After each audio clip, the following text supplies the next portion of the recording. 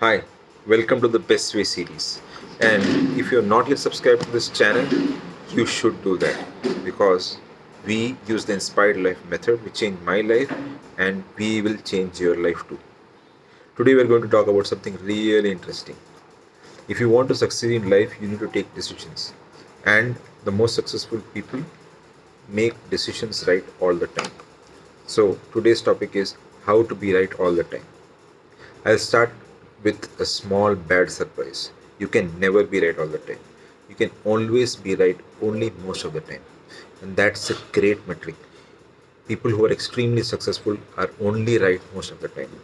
And if you're right most of the time, you will be successful. But how do you be right most of the time? Can you take can you take any unknown situation and then make that decision with great insight by which you can change the world, you can change the outlook, and everybody will look up to you? It never happens. It rarely happens. I've analyzed a lot of leaders. I've analyzed people who are extremely successful. I've talked to commonplace people whom we meet on the street and ask them this question. And there's a very simple concept that I have come to understand. People who are successful always are right most of the time, and they are right most of the time because they use a simple principle. It's called listen and change. Whenever you make any decision in your life, let's say you want to buy the best curtain in this particular city, you can only be successful if you keep listening and keep changing your opinions.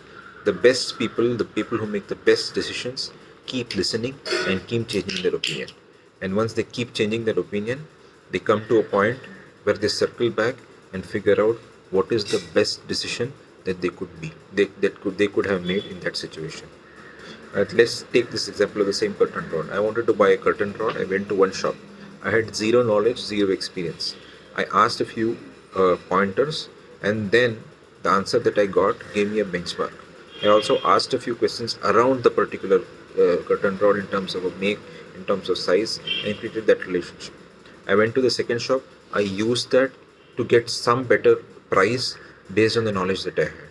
I went to a third and then used the information of the first two to change my decision and arrive at another price. And then I realized that the first shop really had something that was the best.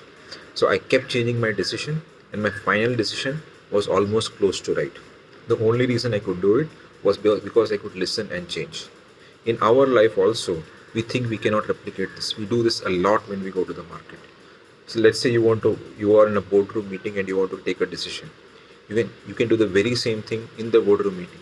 Go to each and every board member, ask them what is your opinion, and then rephrase or change your opinion based on their opinions. You look at data, take that data, and then rephrase and change your opinion. And by the time you have done through this entire circle, you'll be very close to what could be the right optimum decision for that. And when you go out there and announce it to the world, voila, you have been right most of the time. Thank you.